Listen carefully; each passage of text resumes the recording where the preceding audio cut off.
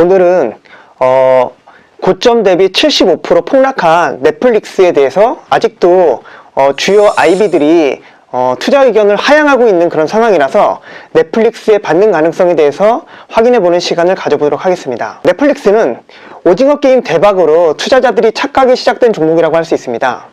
그래서 2021년 11월에 $700를 찍고 7개월간 무려 75%가 폭락해서 지금 $170 밑으로 내려가 있는 상황인데요. 오징어 게임의 추정 수익은 최소 1조 원 이상입니다. 그래서 가성비 끝판왕인 한국의 콘텐츠 마법에 투자자들이 흥분을 시작했고요. 총 제작비가 오징어 게임은 250억 원에 불과하고 편당 제작비도 225억에 불과해서 미국의 평균 제작비의 절반에도 미치지 못합니다. 그런 이유로 오징어 게임이 발표된 2021년 10월 이후에 한 달 만에 넷플릭스 주가는 $700를 돌파하면서 폭등했지만 1분기에 넷플릭스가 구독자 수 20만 명 감소를 발표하면서 주가는 급전 직하하게 됩니다.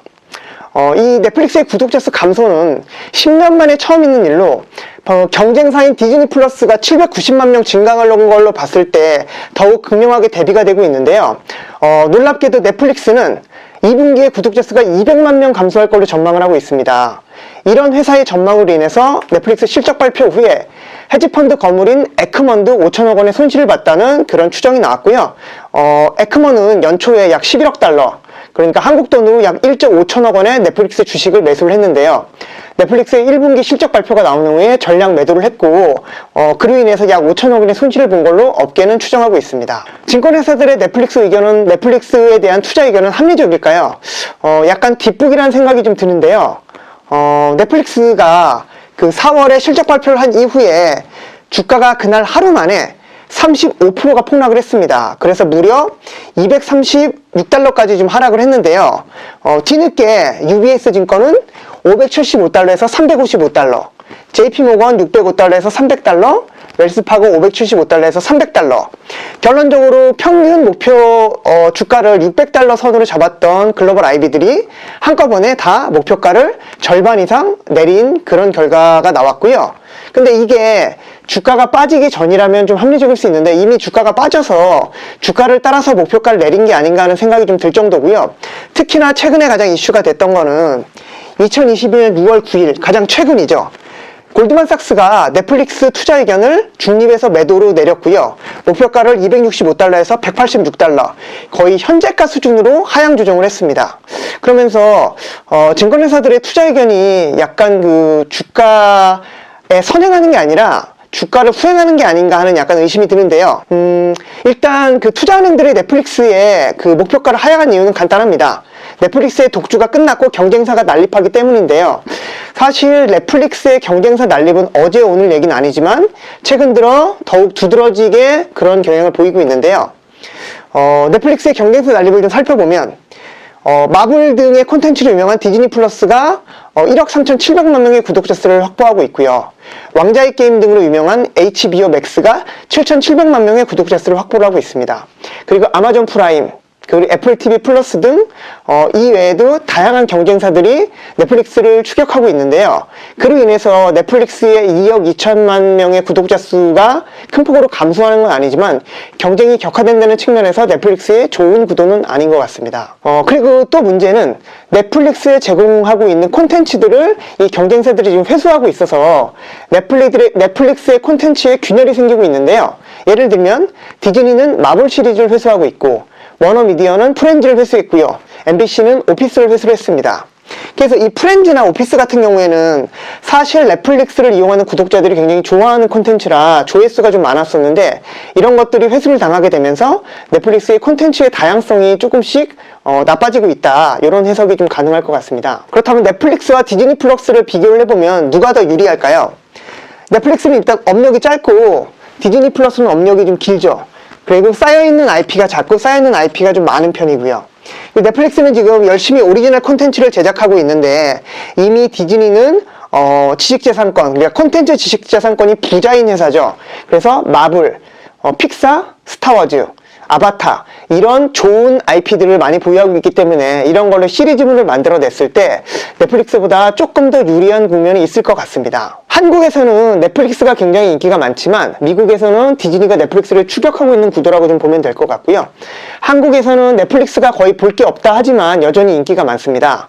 근데 반면에 한국에서 디즈니 플러스는 진입 초기이기도 하고 콘텐츠가 조금 열세이기도 해서 아직 그렇게 뜨거운 인기를 얻지는 못하고 있습니다. 뭐 물론 시간이 해결해줄 문제이긴 하지만 반면에 미국에서는 디즈니 플러스의 구독자 수가 급증하고 있습니다. 그리고 글로벌에서도 디즈니 플러스의 구독자 수가 급증하면서 넷플릭스의 뒤를 바짝 쫓고 있는 그런 형국이라고 보면 될 것 같습니다. 그리고 넷플릭스는 한국에서도 경쟁사들이 지금 난립하고 있는 상황인데요. 데이터 분석 플랫폼 모바일 인덱스에 따르면 넷플릭스의 월간 이용자 수는 1125만 명입니다. 웨이브가 423만 명, 티빙이 382만 명. 이렇게 단순히 봤을 때는 넷플릭스의 월간 이용자 수가 압도적으로 많지만 웨이브나 티빙의 월간 이용자 수도 무시할 수 있는 수준은 아닌 것 같습니다. 이렇게 한국에서도 경쟁이 좀 격화되고 있는 상황으로 보여지고요. 그럼 한국 OTT 2위인 웨이브와 3위인 티빙은 어떤 회사인지를 간략하게 살펴보면요. 웨이브는 MBC, KBS, SBS 이 지상파 3사와 SK텔레콤이 연합한 OTT 회사고요. 티빙은 CJ ENM, JTBC, 네이버가 연합한 회사, OTT 회사라고 볼 수 있을 것 같습니다. 이 회사들은 한국의 예능과 드라마를 기반으로 해서 경쟁력을 갖추고 있는데요.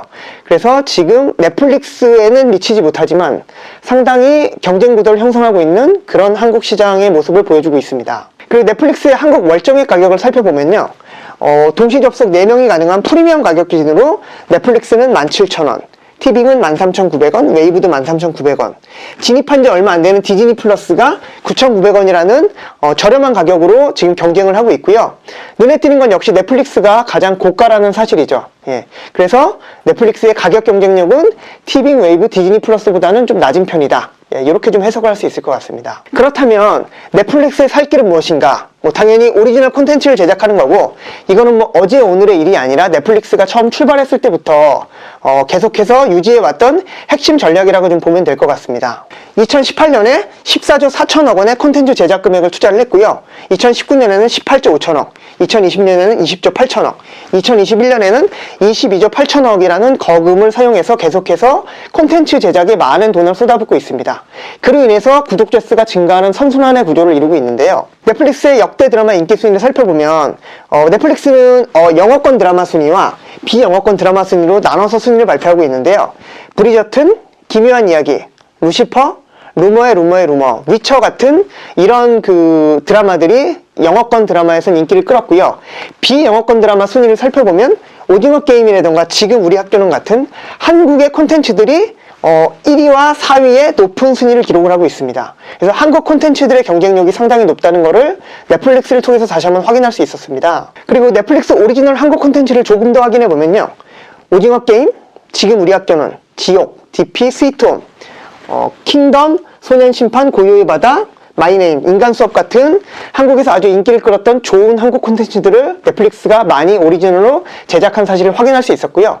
이런 오리지널 한국 콘텐츠들은 한국에서뿐만 아니라 글로벌에서도 각광을 받으며 많은 인기를 얻어왔습니다.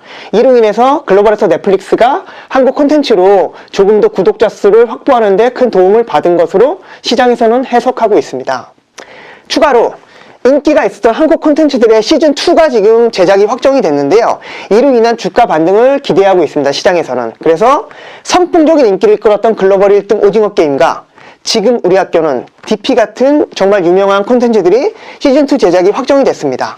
다만 아쉬운 건 시즌2 제작을 확정했다고 해서 바로 이게 다음 달에 시리즈물로 나오는 건 아니고 제작하는 데는 시간이 걸리기 때문에 그 시간 걸리는 기간 동안에 넷플릭스가 어떻게 구독자 수를 모으고 기존 구독자 수를 방어할 수 있는지에 대해서는 여러 가지 이제 어떤 그 넷플릭스의 과제로 좀 남아있는 그런 상황입니다.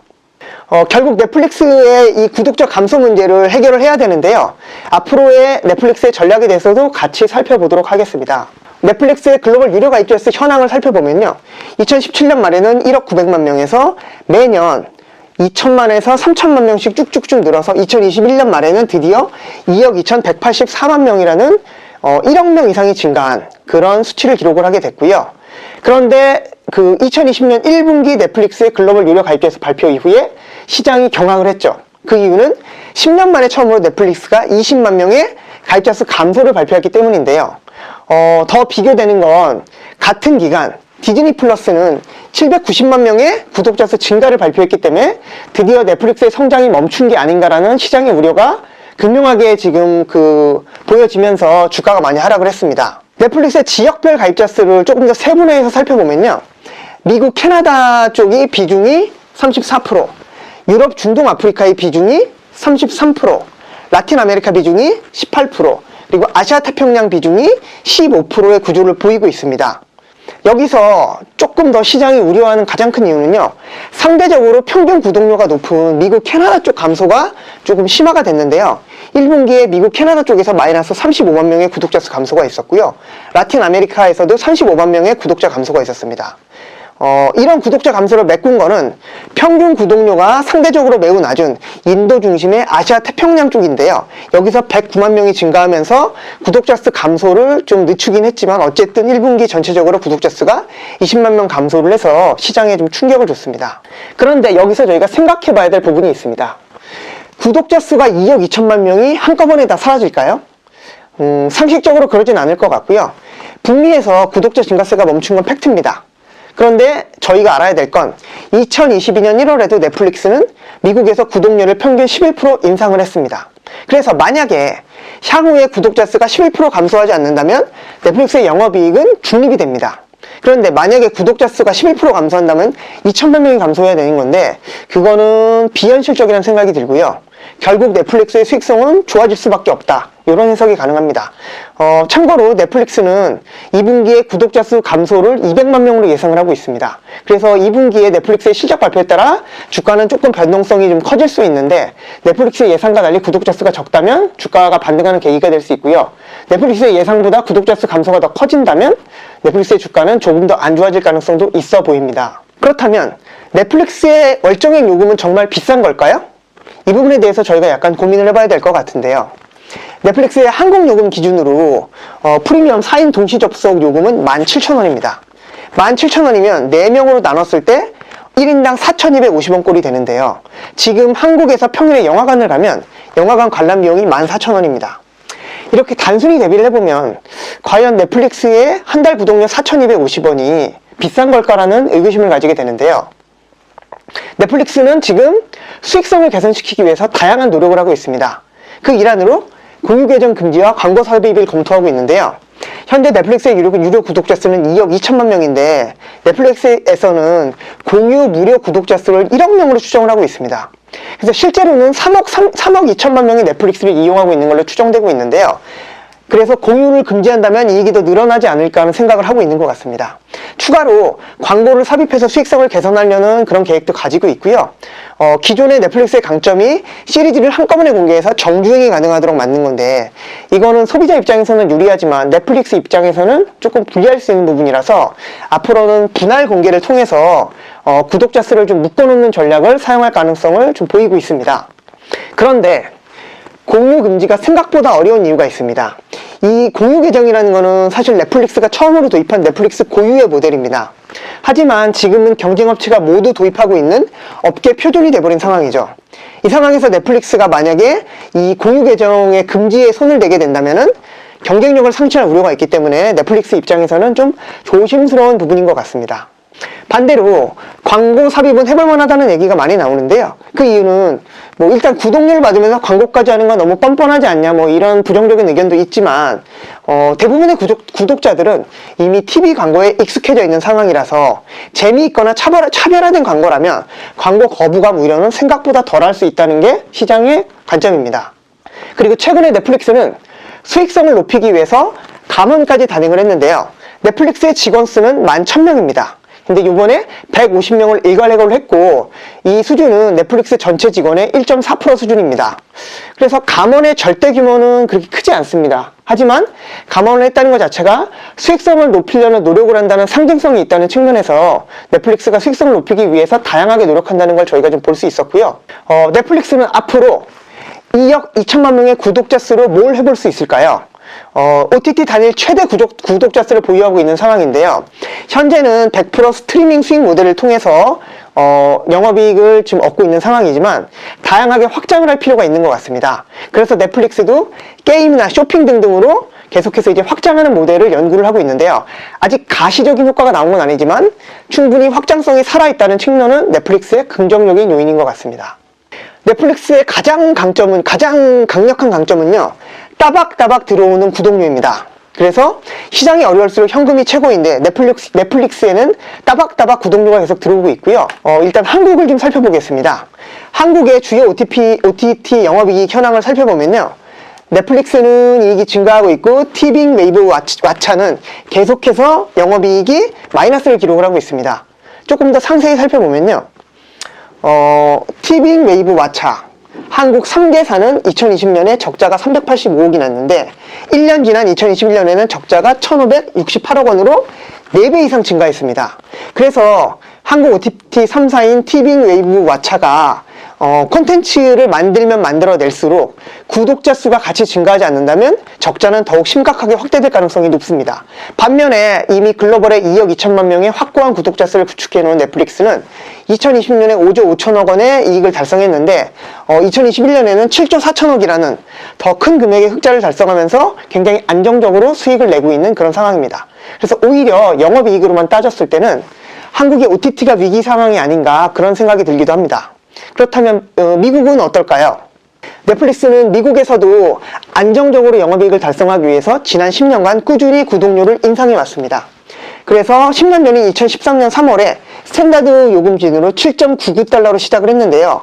매년 꾸준히 1달러에서 2달러 정도의 구독료를 계속 인상을 해서 2022년 1월에 마지막으로 15.49달러로 인상을 했거든요. 스탠다드 기준으로. 그래서 인상률이 10년간 거의 90%가 넘습니다. 이런 구독료 인상으로 인해서 넷플릭스의 매출액은 계속 증가하고 있는데요. 넷플릭스의 연간 매출액을 한번 살펴보겠습니다. 2018년에는 19조 원, 2019년에는 24조 원, 2020년에는 30조 원, 2021년에는 36조 원으로 아주 꾸준하게 증가하는 모습을 보이고 있습니다. 이는 두 가지 이유인데 앞에서 설명해드린 구독료 인상과 그 다음에 구독자 수가 꾸준히 증가하는 이 두 개의 효과로 인해서 매출액이 꾸준히 늘어났다고 보시면 될 것 같고요. 그에 비례해서 연간 영업이익도 꾸준히 증가하고 있습니다. 2018년에 1조 9천억 원에서 2019년 3조 1천억, 2020년 5조 5천억 원에서 2021년은 7조 4천억으로 가파르게 영업이익이 증가하고 있는 것은 넷플릭스의 강력한 강점이라고 할 수 있고요. 특히 최근 가장 강력한 경쟁을 보이고 있는 디즈니 플러스가 2021년에 2조 2천억이라는 영업 적자를 기록했다는 점에서 더욱 넷플릭스의 영업이익이 좀 빛나는 그런 부분이 있는 것 같습니다. 이런 넷플릭스의 긍정적인 영업이익 증가에도 불구하고 시가총액은 75%가 폭락한 300조 원에서 100조 원으로 쪼그라들었습니다. 그럼 과연 시장이 넷플릭스의 어떤 주가를 합리적으로 지금 평가하고 있는지에 대해서는 좀 의구심이 드는 상황인데요. 특히나 투자자들이 너무 극단적인 판단을 하는 게 아닌가 하는 생각이 좀 들기도 합니다. 오징어 게임이 나오고 나서 주가는 단숨에 700달러까지 올랐는데 이때는 너무 낙관적이었다는 생각이 든다면 지금 주가는 170달러가 붕괴되어 있는데 여전히 글로벌 IB들은 비관적인 전망을 내놓고 있습니다.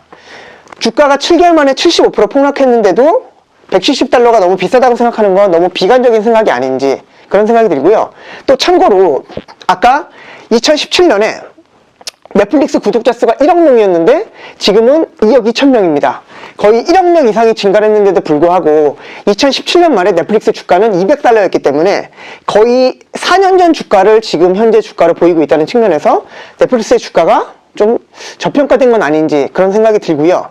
그럼에도 불구하고 최근 골드만삭스는 넷플릭스의 투자 의견을 중립에서 매도로 하향했습니다.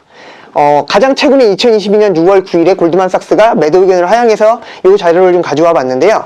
12개월 목표가를 265달러에서 186달러, 현재가 수준으로 급격하게 내리고 넷플릭스가 스트리밍 시장에서 경쟁력을 잃고 있다는 그런 내용으로 보고서를 냈습니다. 그런데 이런 여러 가지 상황을 고려해 볼 때 혹시 이 의견 또한 뒷북이 아닌지 약간 의구심이 드는 상황이고요. 정말로 186달러가 넷플릭스의 적정 가격인지는 조금 지켜볼 필요가 있는 것 같습니다. 결론적으로 아직 넷플릭스의 유료 가입자라면 폭락한 넷플릭스 주식에 좀 관심을 가질 필요가 있는 것 같고요. 시장이 공포에 빠졌을 때가 가장 싸다는 격언이 있습니다. 모두가 아니라고 할 때 한번 넷플릭스에 관심을 가져보는 역발상이 필요한 시점인 것 같습니다. 투자에 대한 판단과 그 결과에 대한 모든 책임은 투자자 본인에게 있습니다. 이상 마치겠습니다. 감사합니다.